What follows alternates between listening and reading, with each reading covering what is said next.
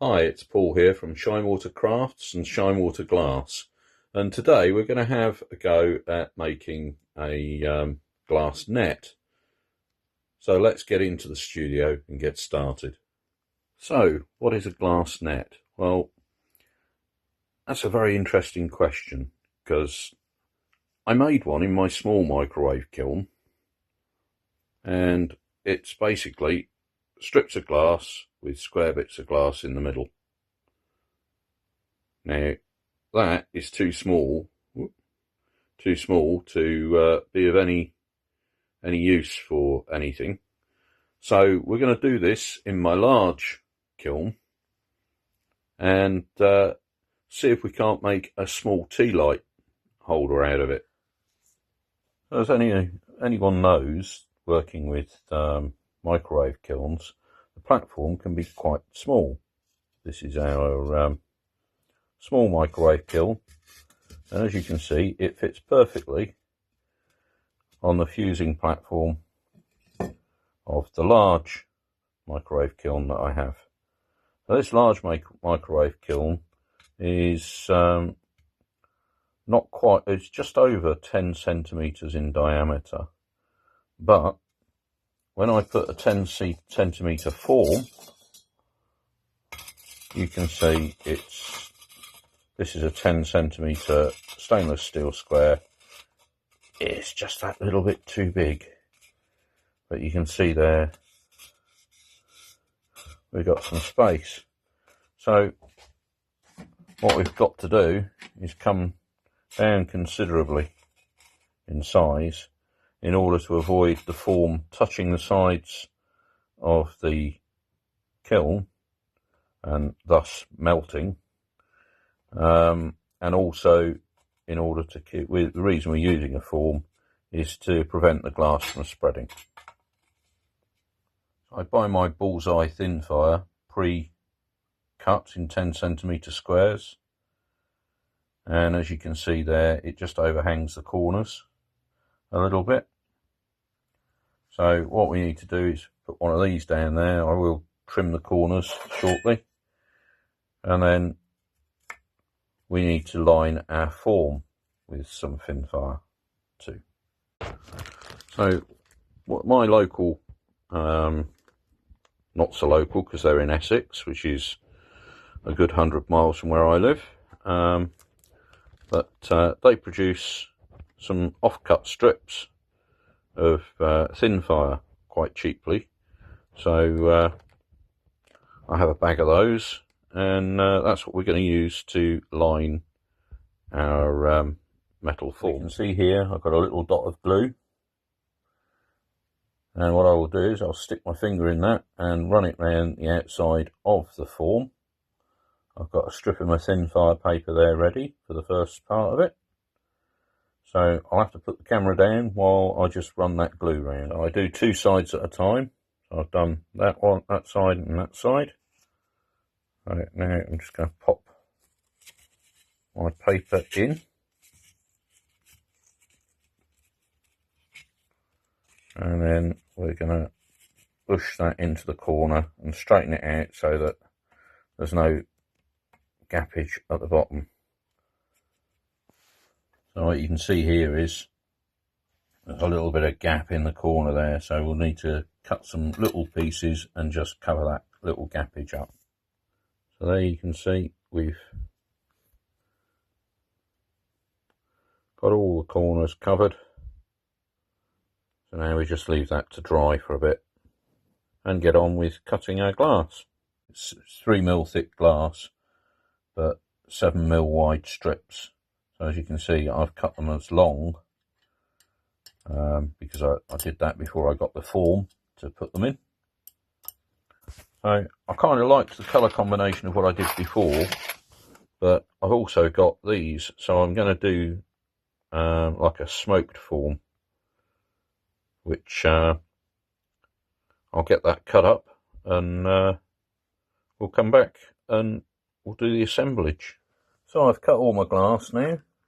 I've cut a number of these square strips of glass which fit in there like that, and I've got some dark amber coloured glass, some honey coloured glass, and some dark smoke coloured glass. So I arrange them all in order of light to dark. So I've got a little spot on my glue,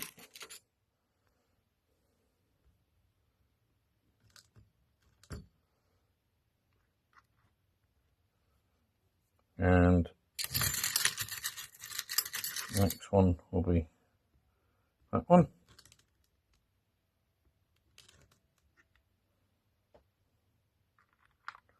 Quite hard to do this through looking at my phone, but we'll do this first one, and then I will get my measure out, do the next layer, and then away we will go. Okay, so that's our first layer. You can see there's a piece of glass there, the dark smoke, amber and the honey colour, and then another sheet of glass. Then on this sheet of glass here we're going to move them up one. So we'll start with the honey, move to the dark smoke, and then to the amber, and then we'll keep doing that progressively until we've built the square. So here you get the general idea, and we just keep going. So here's our completed form, and it's ready for the kiln. Okay, so the kiln's in. I have a 700 watt microwave, so I just need to go and get my large kiln playbook and see what program I'm going to use. A little while ago I did a nightlight panel, and the program for that is here, and it's 5 lots of 6 minutes. That will do the job. Okay, so our kiln has fully cooled down, as it's now sort of like 5 or 6 hours later. There we go.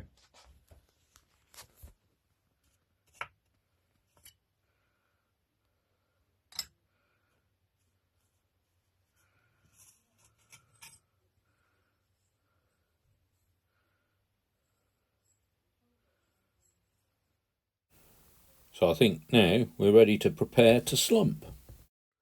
So this is the stainless steel form that we're going to spray with zip. Well, I've got a thing called Tigret's boron nitride spray. It's a little bit cheaper than the branded zip. And once we've sprayed that, we'll let it dry. It does dry very quickly, and then we're ready to slump. So here's our form coated in boron nitride, ready to slump. I've placed our glass net now onto our form that's coated in boron nitride. And what I've also done is I placed a little blob of Elmer's glue in the middle of the pot, just to glue and fix the net in position, because obviously I'm about to lift that into the microwave, and I'm going to put the kiln lid on top, and I don't want it shaking about when I do that. So just going to leave that to dry for a few minutes, then we're going to pop it into the microwave. And then this time I think I'm going to try for 5 lots of 6 minutes at medium and see where that takes us.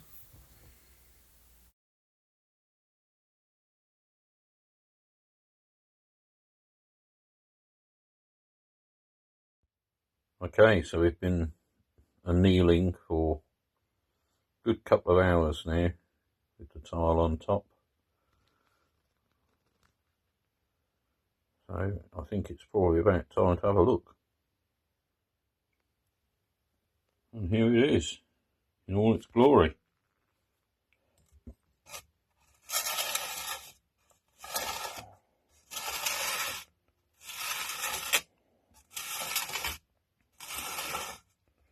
So I'm going to leave it to cool for a bit longer with the lid on, with the tile off now, and see where we go from there.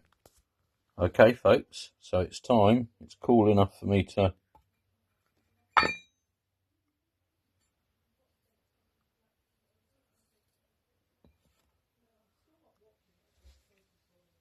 I'm quite pleased with that, has to be said. I love it. Okay, so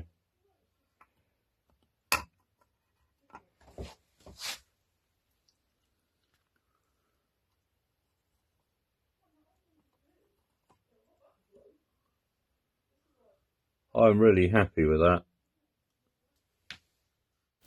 So I hope you've enjoyed this, and if you have, don't forget to like and subscribe. Thanks a lot.